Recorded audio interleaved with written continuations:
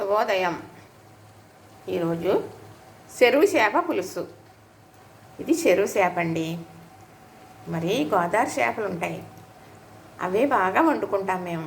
మరి గోదావరి చేపే తినాలి, మంచిది అంటారు. చెరువు చేప కూడా పెంపకాలు బాగానే పెంచుతున్నారు అనుకోండి. సమయాలు బట్టి చెరువు చేప కూడా తెచ్చుకుంటూ ఉంటాం అన్నమాట. మరి ఇప్పుడు ఇది తెచ్చిన తర్వాత ముక్కలు కట్ చేయించుకొని తెచ్చేసారు. మళ్ళీ శుభ్రంగా నేను 4 మాటలు వాష్ చేసేసాను. నీట్గా కడిగేసుకున్న తర్వాత ఇప్పుడు ఇందులో ఉప్పు, కారం, పసుపు, నూనె వేసేసి కుదిపేసి ఉంచేసేమనుకోండి. మనం వండుకోవడానికి 1 గంట పడుతుంది టైము, 2 గంటలు పడుతుంది అనుకోండి. ఫ్రిడ్జ్లో పెట్టుకోండి. అరగంట పడుతుందంటే బయటే ఉంచుకోండి. చక్కగా చెరువు చేప అంటే పులుసే పెట్టుకోవాలి. ఇదైతే శన ఉంది అందులో. పులుసు మరిగేటప్పుడు వేయాలి శన.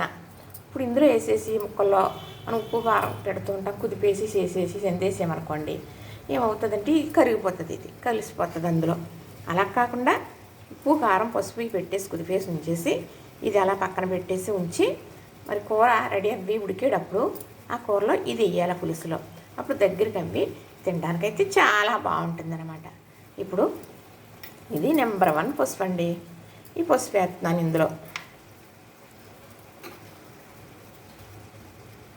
వేసి చక్కగా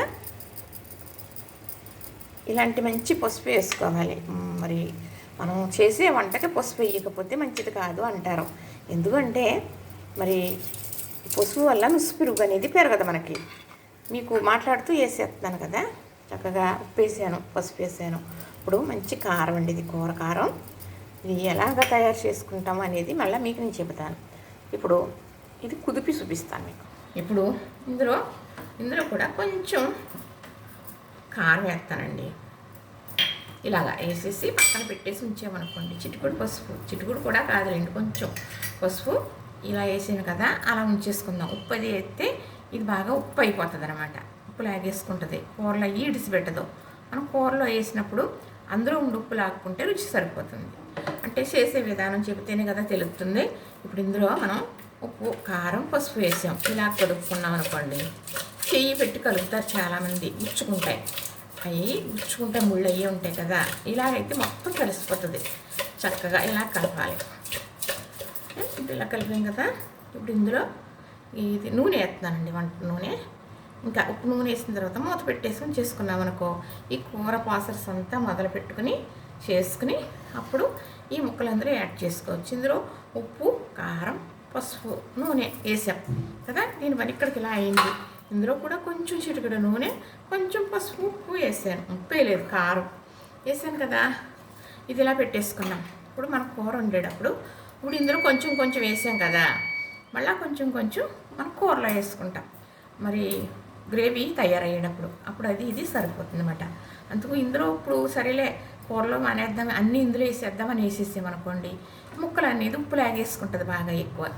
అప్పుడు బాగోదు. కూర ఉడికినప్పటికీ కూడా అందులో తగ్గుతుంది అనుకోవటం పొరపాటు.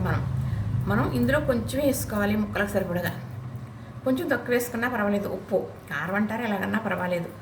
అందుకు మనం మళ్ళీ కూరలో వేసుకోవాలి. కొంచెం ఉప్పు కారం పసుపు నూనె అనేది పడుతుంది కదా. అప్పుడు అది ఇది ఇటుకలయ్యి పులుసు అనేది గొప్ప రుచి వస్తుంది. ఈ పులుసు ఎలా పెడతానా అనుకుంటున్నారు కదా, పెడతానండి, శుద్ధులు కానీ చక్కగా పెడతాను. ఇంతేనండి, ఇంక ఇదేం కదపడం అవసరం లేదు. ఇలా మూత పెట్టేసి ఉంచేసి ఈ కూరకి ఏం కావాలో రెడీ చేసేసుకుని కూర చేసేసుకోవడమే.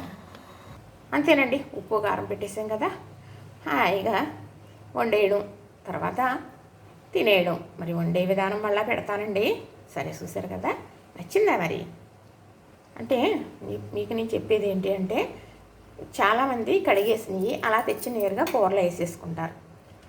అలా కాకుండా ఇలా కొంచెం సేపు 1 అరగంట అన్నా ఇలా ఉప్పు కారం పసుపు పెట్టి పక్కన పెడితే ముక్కకి రుచి అనేది రెట్టింపు వస్తుంది అనమాట. పులుసు పెట్టుకున్న ఇగురు వండుకున్న కూర కూడా రెట్టింపు అవుతుంది, రుచి చాలా బాగుంటుంది అనమాట. ఇప్పుడు మనం వండటానికి టైం 1 అరగంట పెట్టినప్పటికీ కూడా మనకి పాడైపోతుంది అనేది ఉండదు. ఉప్పు కారం పెట్టాం కాబట్టి అక్కడితో అది ఎలా ఉందో అలానే ఉంటుంది తాజాగా. మరి ఇప్పుడు వండుకోం, సాయంకాలం వండుకుంటాం. అలాంటప్పుడు కూడా ఇలా చేసుకుని ఫ్రిడ్జ్లో పెట్టుకోవచ్చు. సరేనా? నచ్చిందా? లైక్ చేయండి, షేర్ చేయండి, సబ్స్క్రైబ్ కూడా చేసేయండి.